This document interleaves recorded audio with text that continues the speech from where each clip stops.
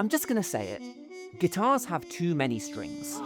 But seriously, we do just kind of take it as read that 6 is the correct number of strings for a guitar, even though when you look at other similar instruments, it's quite unusual in that respect. An awful lot of stringed instruments you'll find, whether bowed or strummed, only have 4 strings, and even ones that have 8 are just basically 4 strings doubled up. And my personal experience is playing chords on an instrument with only 4 strings can give you a much more kind of direct, focused, punchy sound than the sometimes over-the-top 6 strings of a normal guitar. And interestingly, around the 1920s and 30s, there was a brief moment when history seemed to agree with me, and there were quite a few guitars that looked like this appearing on the market, with only 4 strings. But almost as quickly as the 4-string guitar had appeared, it started to fade away into the background as a niche alternative to the 6-string guitar. So why does this guitar exist at all? Who is it for? And do we still need it?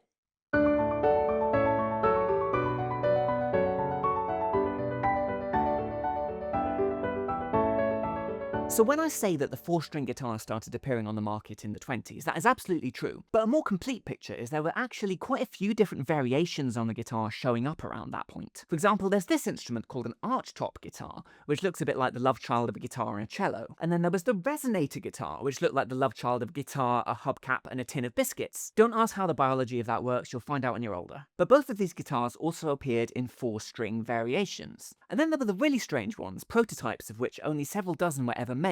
Paramount made a thing they called a tenor harp, which was basically a tenor banjo but with a solid wood top. And Gibson made what they called a tenor lute, which looked more like a 4-string member of the mandolin family. But neither of these took off in the way that the 4-string guitar did, a design that was mostly associated with brands like Martin and Gibson and was known as the tenor guitar. Okay, so we've got all these different guitars and guitar-ish things floating around, but what was the point of all this innovation? What were they trying to do? And the answer to that question lies in an innovation which had really been rising up in the years just prior to this: the microphone. In the early days of recording music, the process was almost entirely mechanical. Musicians would gather round a big metal horn, play into it pretty much as loudly as they could, and a stylus in the machine would write the music onto a piece of wax. This came with all the problems you might expect from an early piece of recording technology. The frequency range it could capture was quite narrow, which is what gave it that distinctive, old-timey recording kind of sound. And the fact that you were having to press a stylus into a piece of wax using only the force of the sound from your instrument or your voice meant that there wasn't really a whole lot of room for subtlety. And the problem that the guitar had was that it really wasn't very loud, particularly when trying to play along with the brass instruments that you would have got in early jazz and dance bands. Early carbon microphones had been around in one form or another for a while, but when the condenser and the ribbon microphones came along and electronic recording became an actual possibility, the dynamic range of these recordings really increased, and it meant that there was an opportunity for quieter instruments like the guitar to come in and play on recordings. But it wasn't just about the technical possibilities for the guitar, because the microphone also opened up a whole new stylistic world of vocal performance. Remember that before the microphone, singing had to just be really loud, both to make an impression on the recording and also to fill a space when performing live. Early 20th century singers like Enrico Caruso, Nora Bayes, Al Jolson were known for their belting singing style, which really was a necessity at this point. But the microphone brought in something new: the crooner. We'll be together someday, you and I. Singing into a microphone allowed for a vocal style which was almost antithetical to the belting which had come before it, because you didn't need to yell anymore. You could be quiet, your performance could be intimate, you could be sitting alongside someone on their sofa almost. Rudy Vallée was a singer who really pioneered this vocal style. Before the microphone, he was well known for singing into a megaphone to be heard above his band. But when the microphone came in, it really allowed him to explore this softer crooning style, initially on recordings, but by the 1930s in live performance as well. And this vocal style, of course, really suited softer accompaniment, instruments which kept out the way of the voice and had some good sustain on them, an instrument like the guitar. So musical performance and the taste of Western audiences was moving into a musical space that really suited the guitar, and now with the invention of the microphone, it was a viable option for recordings. But that still doesn't explain why we have guitars with 4 strings. Well, up till this point in the story, we've been erasing quite an important character, and that is the banjo player.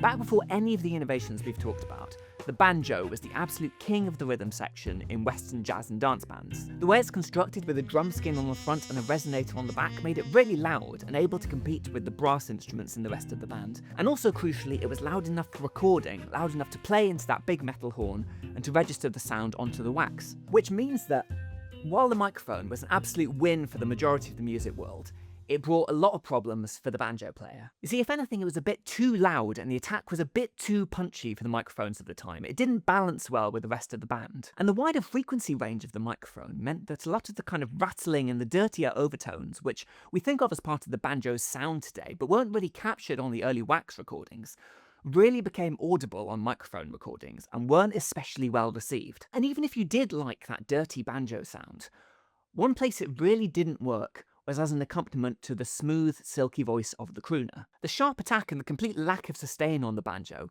really pushed it to the side in favour of everyone's darling, the guitar. Both of which meant when it came to recording music, the banjo was increasingly being pushed out of the studio in favour of the guitar. But never mind, it still had a place on the concert stage, right?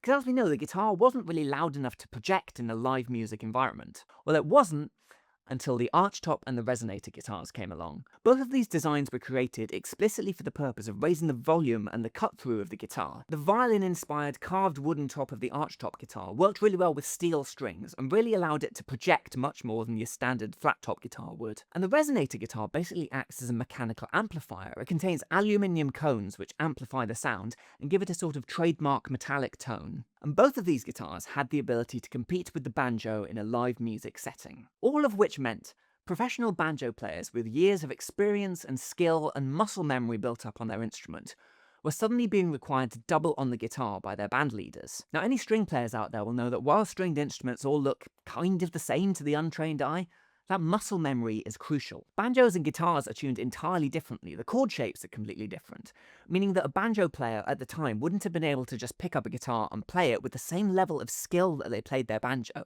They'd need to spend months practicing and really getting the instrument into their heads, and learning how it responds as well. Remember, the banjo had this really short, sharp attack, whereas the guitar was built for sustain and smooth accompaniment. It's just a different way of playing that would need to be learned. So if you were a professional banjo player, just trying to make a living and trying to keep up with the current musical trends, a really useful thing to have would be a guitar with 4 strings, tuned just like your banjo.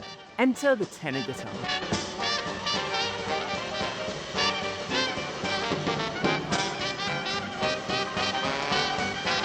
This particular tenor guitar is a slightly more modern design than they would have had at the time.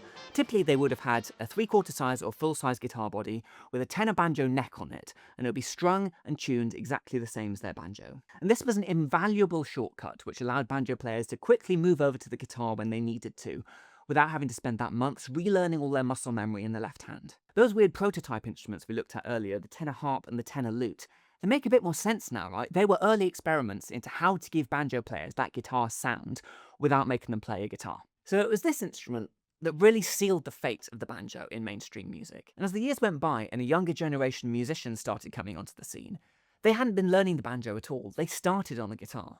So the banjo wasn't needed, and nor was the tenor guitar. So soon after, the tenor guitar also faded away. It retained some popularity in genres like Irish folk, as did the banjo, just because those instruments worked quite well in that genre.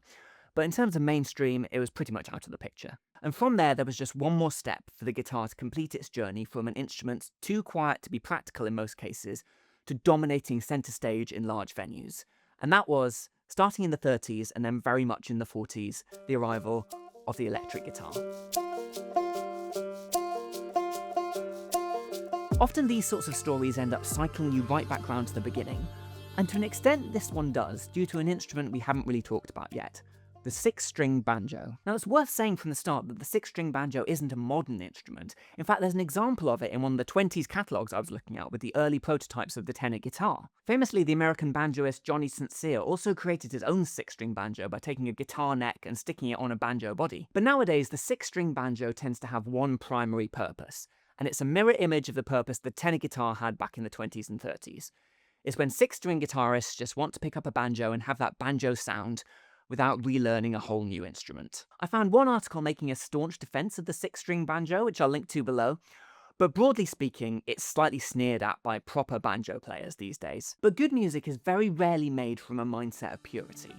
is made by using the skills and tools you have to hand to make sounds that you like. So despite what I said at the beginning, there's nothing actually wrong with having 6 strings on your guitar, if that's what you know how to play and that's what you like playing. So if you get the chance, give the tenor guitar a try, because you might like it. And it's objectively better. Thanks for watching. If you enjoyed the video, please do like, comment, subscribe, all the usual, and consider buying me a coffee, as that will help these videos come out more often. And I'll see you in the next one.